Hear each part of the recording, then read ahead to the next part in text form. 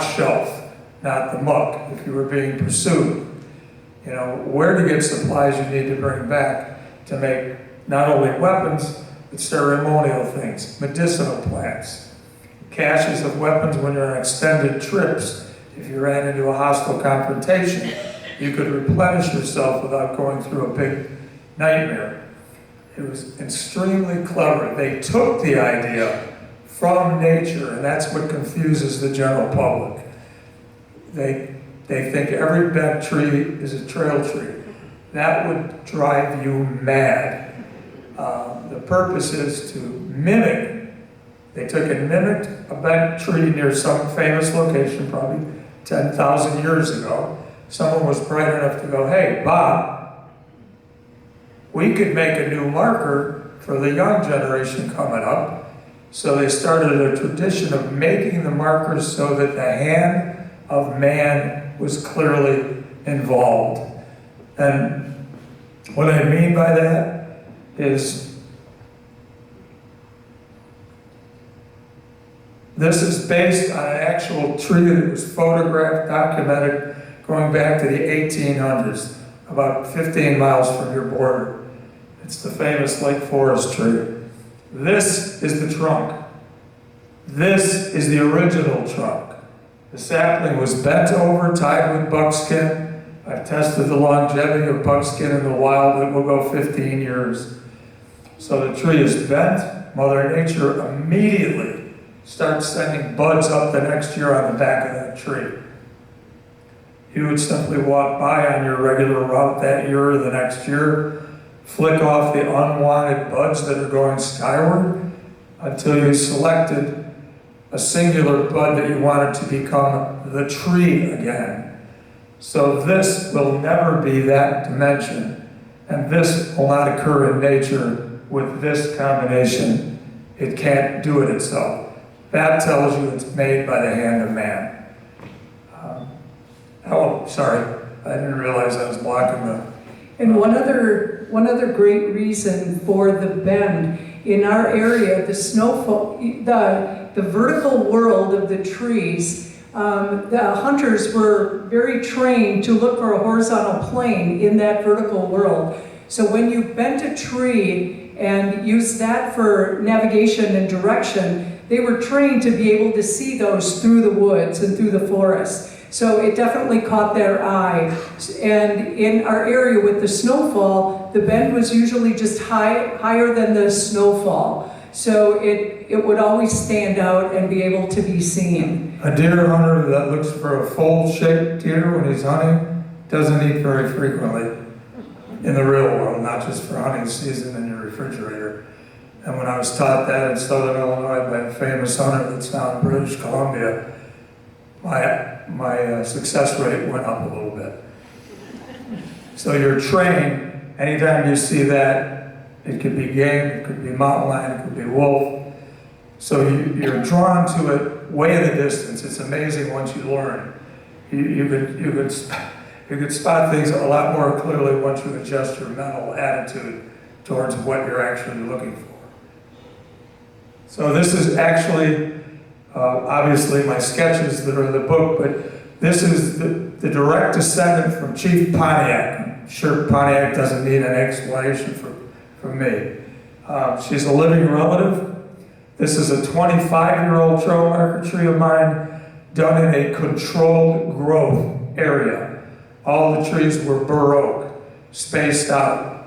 The Lake County Forest Preserve obviously was aware of my studies and my work.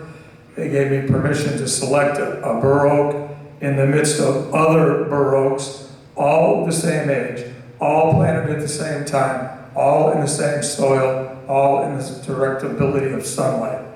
So I shaped that tree, and today, I hate microphones. Today, the diameter of the other bur oaks that were not shaped by me are 9 to 10 inches in diameter, like that. Bur is roughly 4.5 inches. I was trying to prove that it is not a myth that shaping a trail marker tree stunts its growth. It's a fact. I was lucky enough to go to a good high school. on the North Shore, and I paid attention to the science teachers.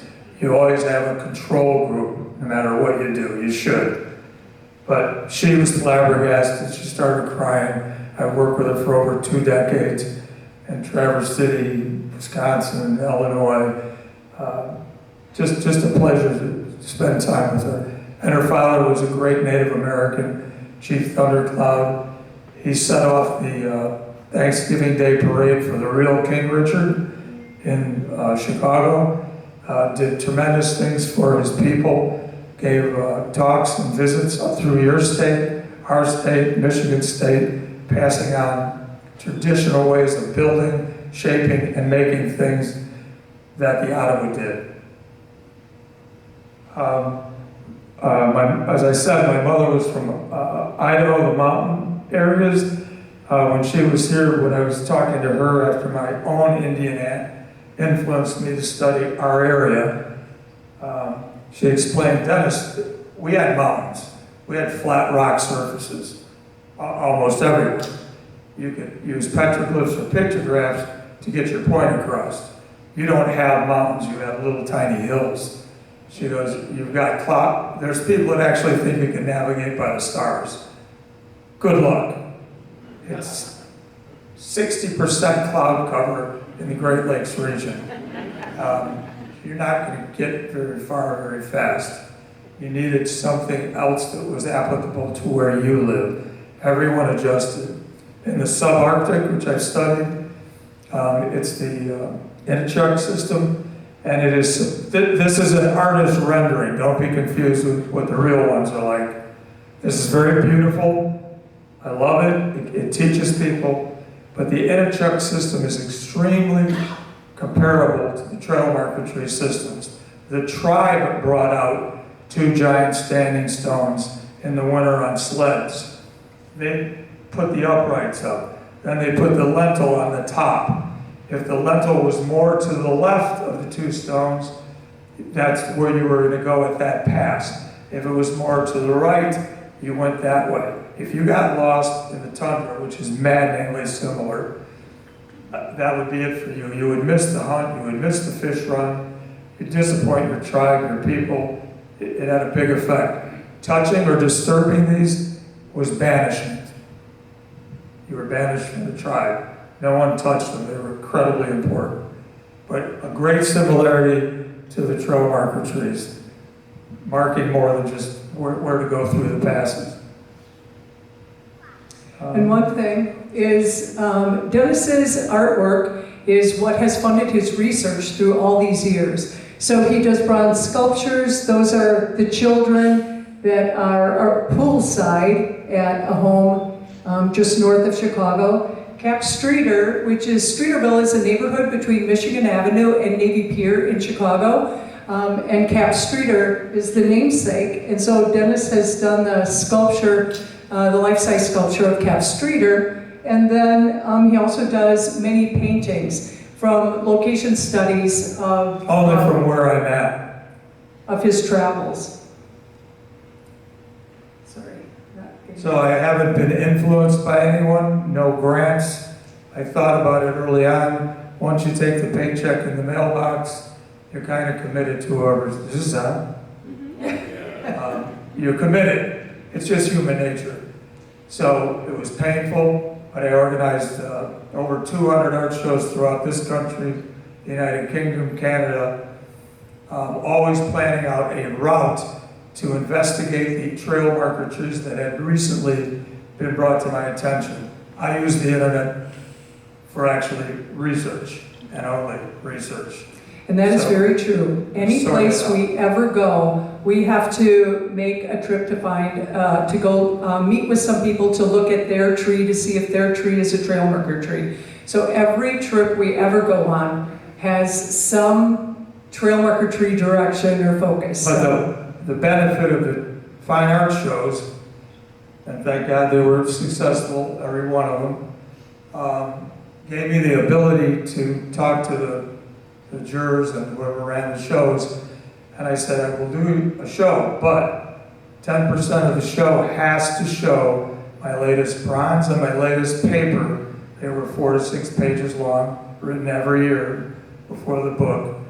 And I would hand those out, and that spread the word across the entire country.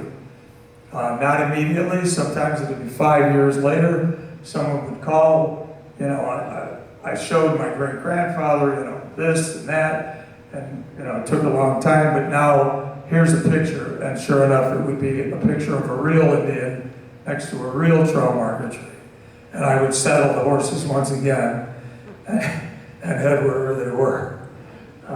So my scientist uncle, John Downs, said, "Dennis, you don't know it." He goes, "You're Johnny Appleseed." And I was offended. I was like, "What do you mean?" And he goes, "You're planting the seeds, Dennis." He goes, "This will come back to you decades from now." And sure enough, it did. These are real, all right, you're all familiar with our border, Lake Forest, Illinois, maybe, Highland Park, Lake Bluff. These are actual trees, and you have to remember, in our area of the country, and yours to an extent, this is not a new concept. This has been saved intentionally by our historians, by our anthropologists, ethnologists. Bronze plaques were placed by the DAR, and don't be confused. The American Committee of the DAR is over 100 years old.